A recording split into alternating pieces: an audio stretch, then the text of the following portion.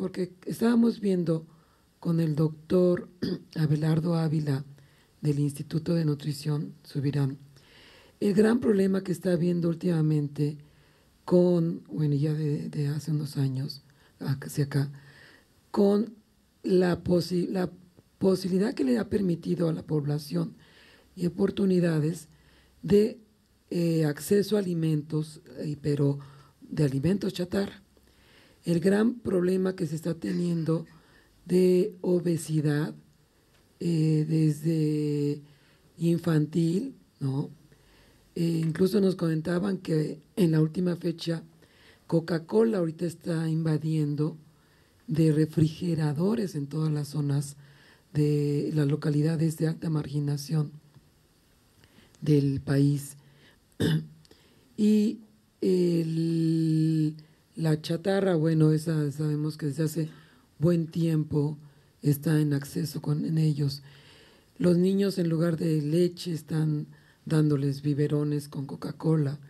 Y ahora esa posibilidad económica monetaria ha permitido esta distorsión nutricional muy grave.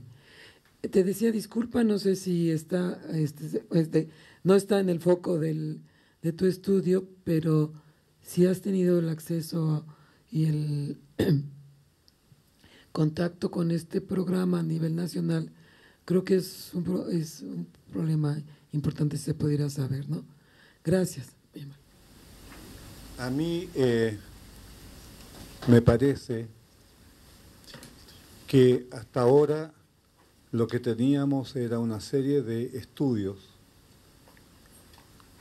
cuantitativos y cualitativos que no medían los efectos del programa, sino que los efectos de variables intermedias. Se sabía que el programa aumenta los años de escolaridad, que el programa aumenta la talla para el peso. Es decir, estaban trabajando sobre los insumos que apuntaban en dirección a aumentar capital humano y lograr combatir la pobreza en la segunda generación, o sea, en la generación de los hijos, pero no de la familia directamente. O sea, la idea del programa siempre fue: la familia de ustedes se amoló, les vamos a ayudar, pero sus hijos sí iban a salir. Y para eso a los hijos les vamos a dar educación, nutrición, alimentación. Y lo que sabíamos hasta ahora es que el programa era muy exitoso por los efectos que tenía sobre la nutrición, sobre la educación. A 10 años de estar funcionando este programa, en 2007, se hace una encuesta para ver, una encuesta en que se entrevista, que es tipo panel, en que se puede ver si efectivamente el programa está logrando su fin último o no, que es que mejoren los chicos respecto a los padres. Entonces ahí estamos hablando de movilidad social, y no mirado desde el punto de vista funcionalista, sino que mirado desde el punto de vista del problema que tenemos enfrente, ¿no? ¿Es cierto o no es cierto? Y es cierto o no es cierto que tiene efectos en el logro. Y lo que muestra esta investigación es que no, en general no. Hay precauciones que normalmente todo investigador serio toma, tomando en cuenta los datos que tiene y lo que puede decir. Pero yo diría que es la primera investigación que veo en que de manera rigurosa se muestra que no hay movilidad ni hay efecto en el logro. Y creo que esto hay que tomar en cuenta que es un salto respecto a lo que se tenía.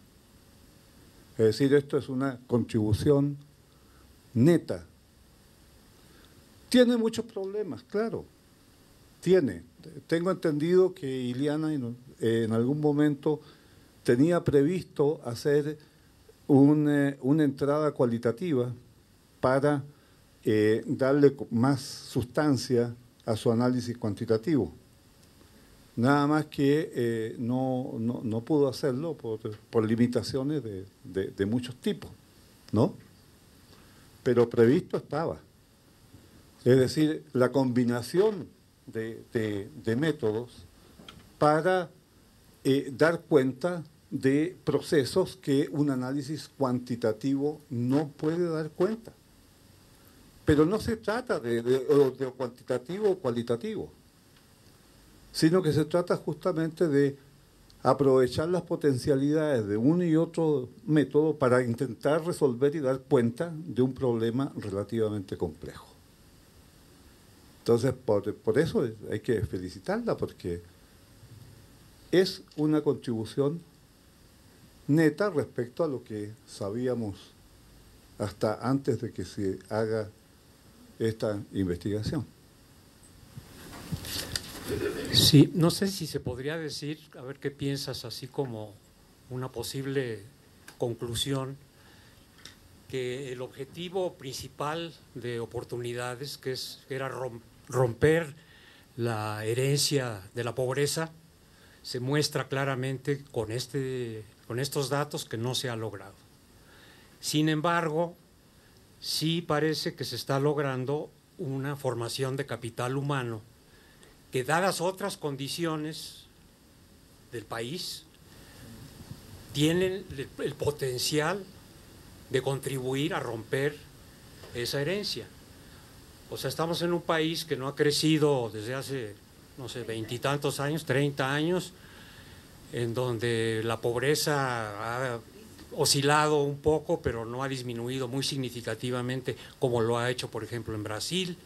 Sigue siendo del 40% y del 27 o 28% la indigencia.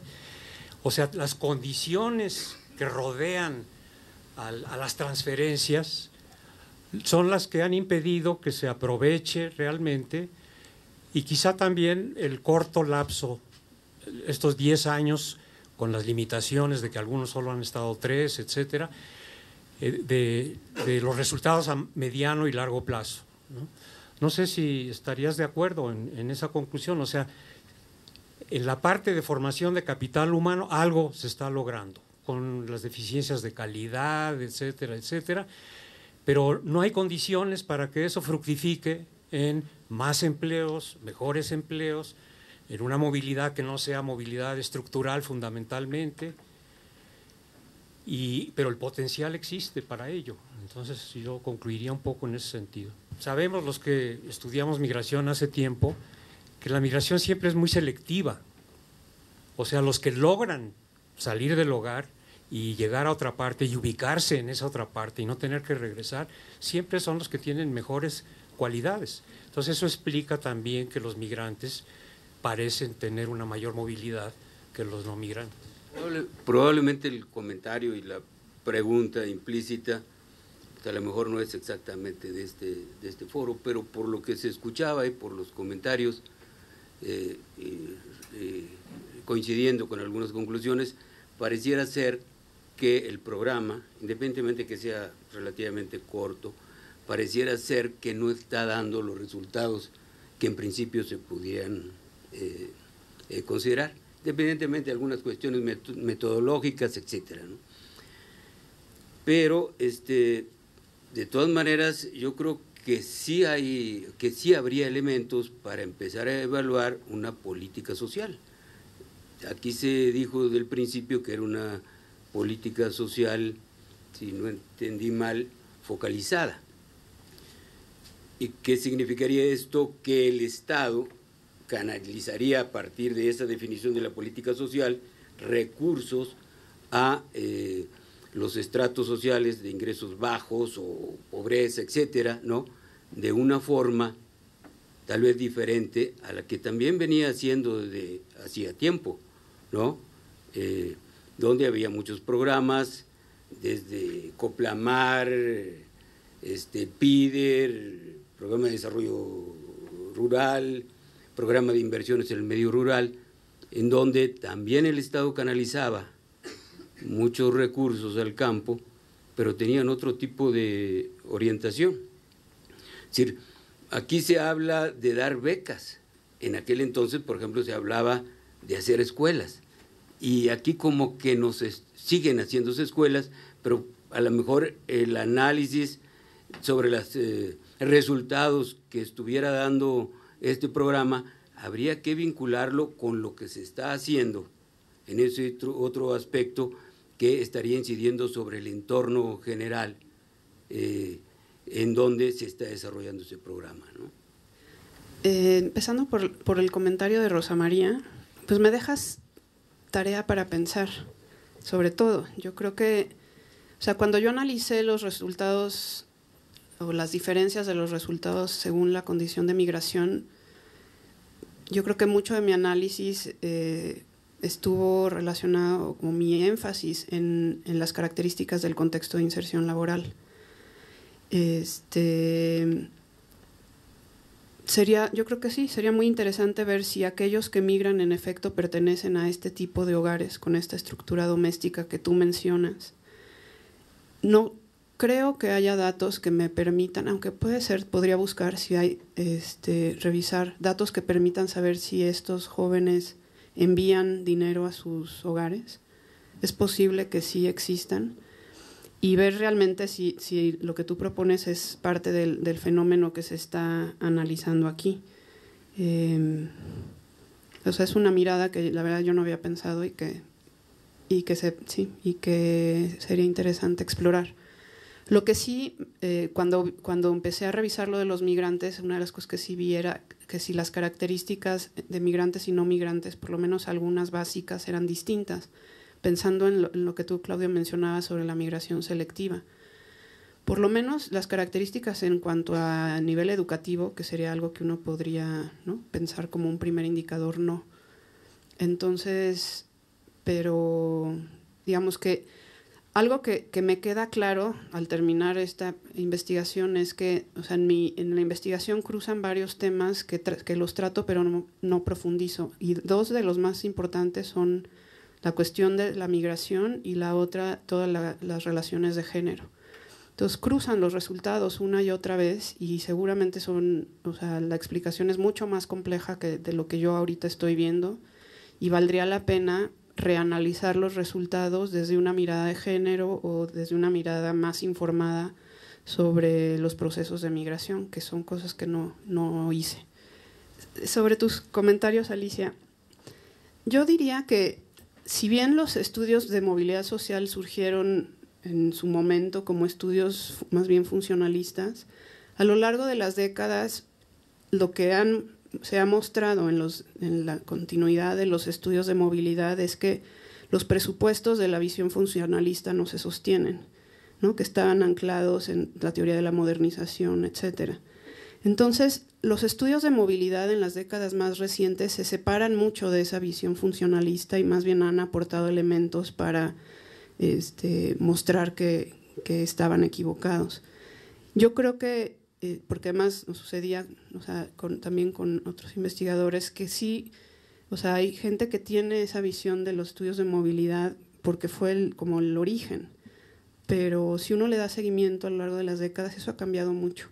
Y lo que uno puede hacer con los análisis de movilidad va mucho más allá de lo que originalmente se planteaba desde la agenda de investigación de movilidad en los años, no sé, 50, etcétera.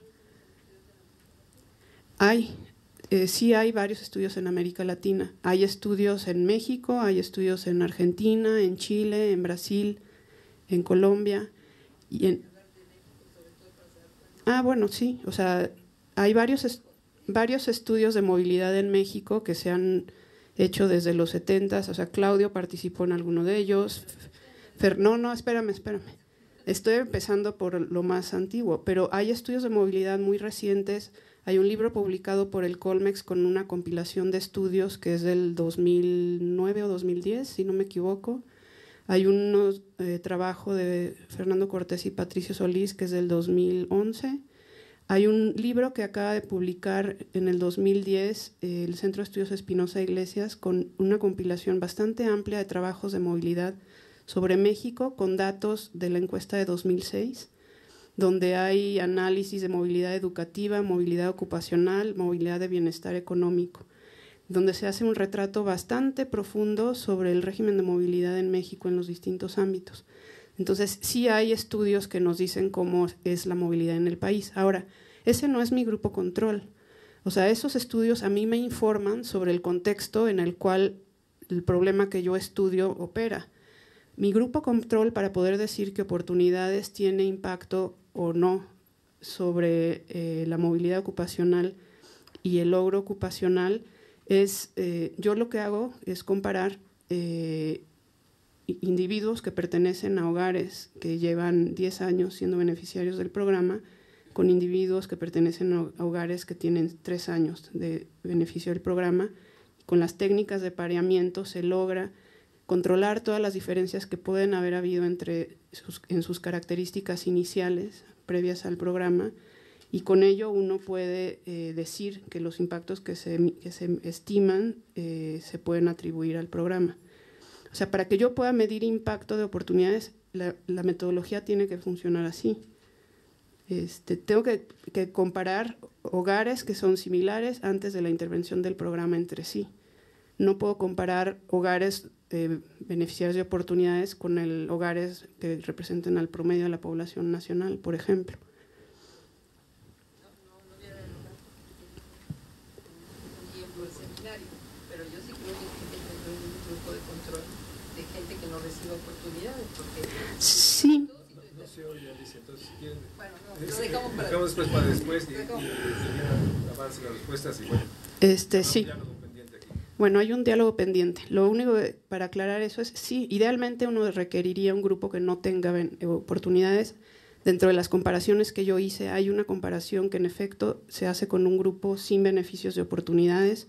Los resultados son los mismos que los que muestro aquí. Sin embargo, la muestra de hogares en pobreza extrema en esas localidades sin beneficios de oportunidades es tan pequeña que entonces empieza a haber problemas a la hora de parear los casos.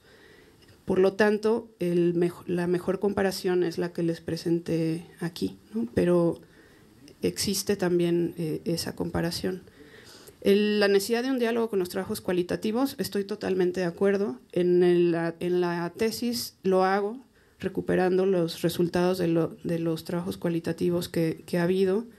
Y como mencionaba Fernando, mi intención original era hacer esta parte cuantitativa para después hacer una parte cualitativa que pudiera enfocarse a aquellos aspectos que lo cuantitativo no nos dice. Ya no hubo el tiempo para hacerlo y es algo que yo tengo pendiente, ¿no? en mi agenda de investigación. Y sí, creo que a mí me queda muy claro que hay mucho que yo no puedo ver con el tipo de análisis que hice y que tendría que hacer un análisis distinto para poderlo observar. Me parece que cualquier investigación tiene esas limitaciones. Sí, ahora, en relación a la pregunta sobre la nutrición, yo lo que diría es que hay muchas evaluaciones de impacto que se han hecho de oportunidades en el ámbito nutricional, donde sí se han mostrado mejoras en anemia, peso y talla y algunos otros indicadores nutricionales. También se ha analizado el efecto del programa sobre el consumo de comida chatarra. Y sí es un problema, yo diría que es un problema nacional, no es un problema del programa Oportunidades, ¿no? O sea, me parece que hay un problema de educación nutricional en todo el país y por eso México tiene, ¿no?, una de las tasas más altas de obesidad infantil y en los adultos también. Entonces, o sea, yo creo que el hecho de que las familias usen parte de esos recursos para comprar comida chatarra es un problema nacional que se vincula con problemas nacionales, pero que yo no adjudicaría necesariamente a qué oportunidades les dé esos recursos. Pero bueno, si te interesa el tema, hay mucha información y estudios que documentan la parte nutricional. Y ahora, en relación al comentario de Claudio, yo matizaría, ¿no? Porque tú decías, o sea, si mis conclusiones podrían permitir afirmar que el programa no contribuye a romper la transmisión intergeneracional de la pobreza. Yo ahí lo que diría es, yo no podría afirmar eso con contundencia ahora. Yo no analicé la ruptura de la transmisión intergeneracional de la pobreza, analicé el efecto sobre la desigualdad de oportunidades ocupacionales. El supuesto que hay detrás, obviamente, es que una menor desigualdad de oportunidades en el acceso al mercado de trabajo permitiría a los jóvenes tener mejores puestos de trabajo, mayor remuneración y así contribuir a reducir la pobreza. Sin embargo, yo quisiera ser más cautelosa, ¿no? O sea, digamos que estoy analizando un paso previo. No hay todavía información que nos permita afirmar que no hay, que hay o no hay incidencia sobre la transmisión intergeneracional de la pobreza. Ahora, decías tú que se podría también concluir que si bien oportunidades no tiene efecto sobre ese fin del objetivo de largo plazo o el fin último, sí lo tiene sobre el capital humano. Y yo diría que sí, o sea, mi conclusión, digamos, general sería, o sea, oportunidades sí tiene resultados que han sido positivos dentro del ámbito de su responsabilidad o de sus acciones. No son suficientes, incluso dentro de ese ámbito. O sea, como bien decía Alicia, o sea, la cuestión de la calidad de la oferta de servicios de educación y salud a la que tienen acceso estos hogares es ínfima. Y hay muchos estudios que lo muestran, en términos de la calidad de las escuelas, el aprovechamiento escolar que tienen estos jóvenes, todos los problemas que tienen las